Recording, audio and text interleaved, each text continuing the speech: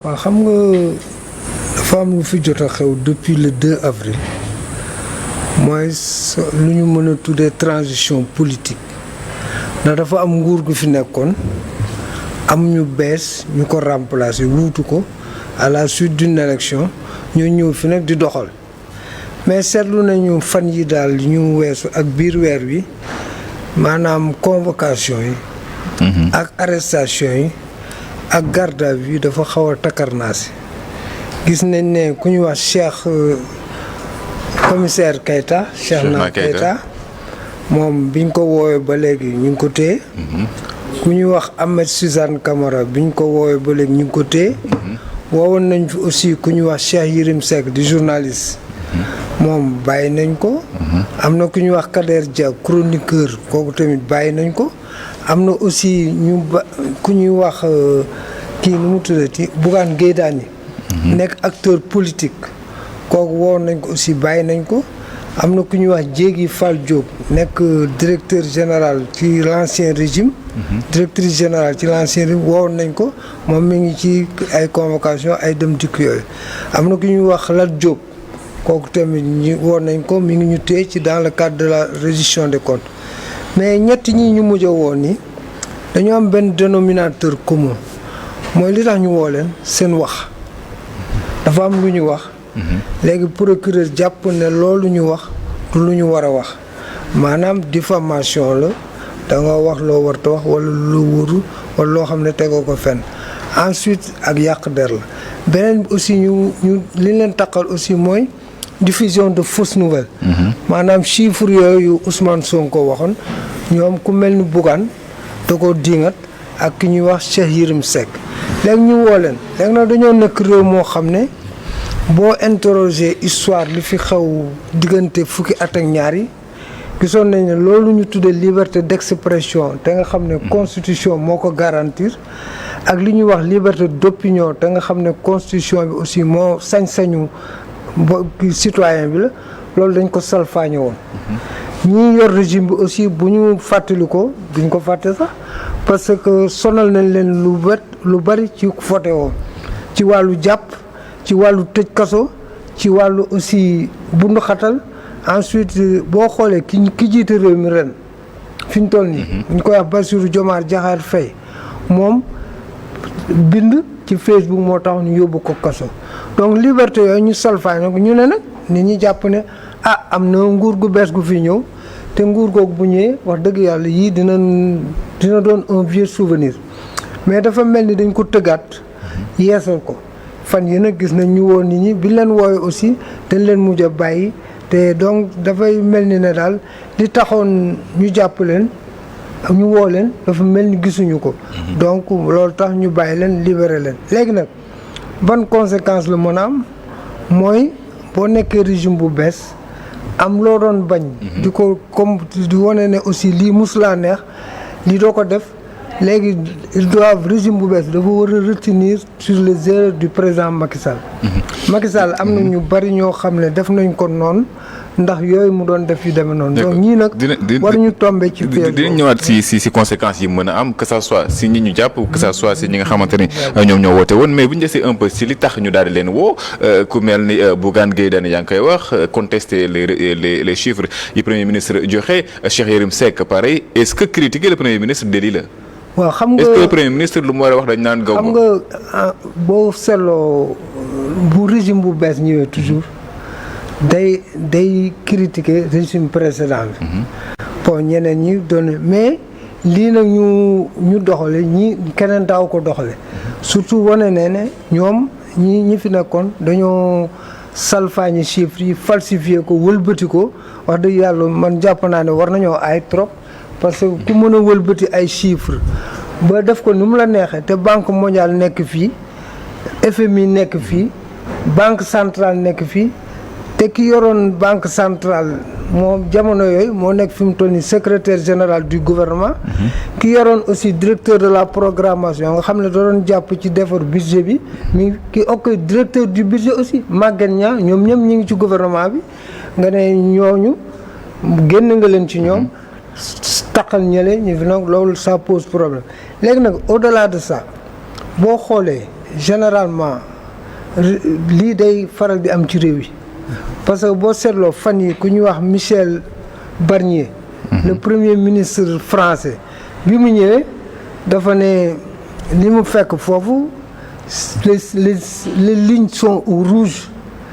te le déficit budgétaire tel que annoncé par les kii du loolu moo am ñoom Macron li ñuy wax loolu amul léegi nag bi ko gars yi xërtalee géttoon ko yooyu li xale yi di wax topp ko député yi léegi nag il a mu jee bal à terre tempéré tuuti dem waxtaan ak ñoom ku mel ni l'ancien premier ministre xam nga léegi député la mu waxtaan ak ñoom loolu moo ko may mu am possibilité dawal DPGM déclaration de politique générale sans anicroche léegi nag les chiffres li am solo mooy ñi ko waroon contester pour le moment gisuma leen dégguma leen parce que Amadou Ba Moustapha Ba ak kii Abdoulaye Daouda Diallo xam naa peut-être ils attendent leur heure wala ñoo xam ban stratégie lañu teg ñooñ kon beneen fait majeur bi aussi mooy ces chiffres donnés par Ousmane Sonko ne sont pas encore certifiés par la Cour des comptes. Qu'est-ce qui l'a poussé à aller trop vite en besogne? C'est la question. Maintenant, ce qui est sûr dans les jours à venir, chiffre bu les comptes publics ñun ñëpp ko bokk. Donc man jàpp naa ne ku nekk mën nga ci intervenir. Intervenir du délit. La parole du premier ministre n'est ni sacrée ni divine et ni la Bible ni le Coran. Donc je crois que war nañ ko mën a partager mën ci wax. Donc ku ko def tamit je crois que léegi nag li koy won ne mooy jàpp ne leen bàyyi na leen donc ça veut dire que c'est mal et puis le risque mooy on est en train de fabriquer de créer un laboratoire de fabricants de martyrs quoi. Alors ci mbir moom est-ce que du lii wanewul ni le pouvoir actuel jàngul si li fi jot a xew si histoire am ak histoire ki ñu précédé. ki ñu succédé. À leur décharge il y a lieu de souligner. Que la justice a agi en toute responsabilité. Parce que ñoom xam nga d'habitude Ousmane Sonko à chaque fois ñu jàppoon ni daan Macky Sall. waaw mënuñ ko bañ tey. waaw d'habitude bu yu demande nii amee da ngay gis li ciy tegu mooy mandat de dépôt. ñun ñëpp la majorité des Sénégalais jàppoon na ne Cheikh Yérim heure bi mandat de dépôt lay nekk. kii nu mu tuddee Bougane mandat de dépôt Kader mandat de dépôt la donc ça veut dire que justice bi jéem na au moins être responsable xool nañ ne lii jarul tëj ñu delloo leen seeni mbokk léegi nag parce que le symbole de la justice c'est la balance. Balance lan moo ko déterminer les critères d'une balance c'est la justesse et l'équilibre. En tout cas njort nañ daal justice bi posé nañu benn acte majeur boo xam ne day wone ne amul un certain dictat de la part du politique mais ça ne veut pas dire que loolu war mënta nekk parce que la connexion entre le pouvoir et l'exécutif sont souvent très ténues léegi nag qu'est-ce que lan moo des fi mu toll nii lii génne Yérim génne Bougane génne Kader loolu war naa mën a génne Amath Suzanne Camara loolu war naa mën a génne Cheikh Keita. Donc ça veut dire ñoom ñëpp ñoo bokk même délit ils ont parlé ñoom ñëpp ci wax la leen téye boo téye ñële ci wax ba pare bàyyi leen ñi tam mais malheureusement léeg-léeg dañ ko jot comme Ahmed Suzanne ko dañ ko jot a yóbbu instruction donc c'est mais ñu war a bàyyi lañu je ne sais pas par quelle alchimie la ñuy dox mais bu ñu bàyyi ñi dañu war a bàyyi Amath Suzanne Camara bàyyi Cheikh Tidiane Keita. Ousmane Sonko ak ñi ma àndal leen may tey ura bi ñam bokk na ci déboire yi nga xamante ne am nañ ko ak justice ñenn ñi jàpp ni jaarul woon ci yoon est-ce qu'aujourd'hui nekkuñ di créer leur véritable opposant loolu xam nga la dernière fois maa ngi lay wax ne nañu moytu def ci bopp nit ñi que dañ leen di imposer une certaine terreur gisoo la volée de bois vert la société civile politique yi ñoom ñëpp may nañ leen occasion ñu défoulé wu seen kaw donc yooyu la ñu war a moytu parce que booy jàpp nit aussi man jàpp naa ne war nga jàpp ci argument yu tangible yoo xam ne foo ko teg nit ki du ci mën a teg dara booy demee bay jàpp na nga jàpp nit ci loo xam ne day dëgër kenn du ci mën a xam mais jàppantu yi day indi ñu ñeme la parce que day dem ba mujj et puis day indi un sentiment de frustration et puis en même temps tu vas constituer un laboratoire qui va fabriquer des martyrs loolu c'est contre-productif pour un régime. gis ngeen li fi depuis 2 jours yi am na ñuy wax ne sax ñi jàpp rek lañu fi nekk donc ça veut dire que yooyu la ñu war a moytu en tout cas bu ñu demee bay jàpp daal na doon lu dëgër loo xam ne nii mën nañ ko teg ci askan wi mais jàpp nii pour jàpp rek après bàyyi ko nii finalement ça c'est contre-productif et puis ça donne l'impression que le régime là n'a pas su retenir les leçons qui ont perdu le président Macky Sall quoi. On est à quelques semaines des élections législatives ñu nekk dans ce contexte-là ces choses-là am est-ce que lii duñ ko mën a transformer thème de campagne pour l'opposition? Non bu la ci kenn nax c'est parti parce que la politique comme j'ai souvent l'habitude de le dire c'est la gestion des opportunités, c'est la gestion des intérêts et c'est la gestion des situations. On a donné à l'opposition un os à croquer te li ci lu tax combat bi di metti mën na dem sax vers un mortel combat pas yenn yi àgg foofu mais dans l'esprit quoi je veux dire. Pourquoi? Parce que ñoom ñaar ñëpp ils jouent leur survie politique. Parce que Ousmane Sonko en prenant la responsabilité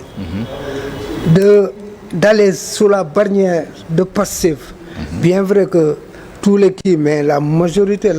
l'écrasante majorité seront des membres de Pastef. Bu ko jëlee ça veut dire que xam nga dans ce pays-là on a toujours théorisé que kenn mënu coalition mooy dem. moon leen ne nag yéen sans vous sans kii ku mën a ñëw bokk nekk suma coupole nga def ko léegi nag ñële aussi ils ont créé c'est pour leur survie politique. C'est la guerre de survie hein.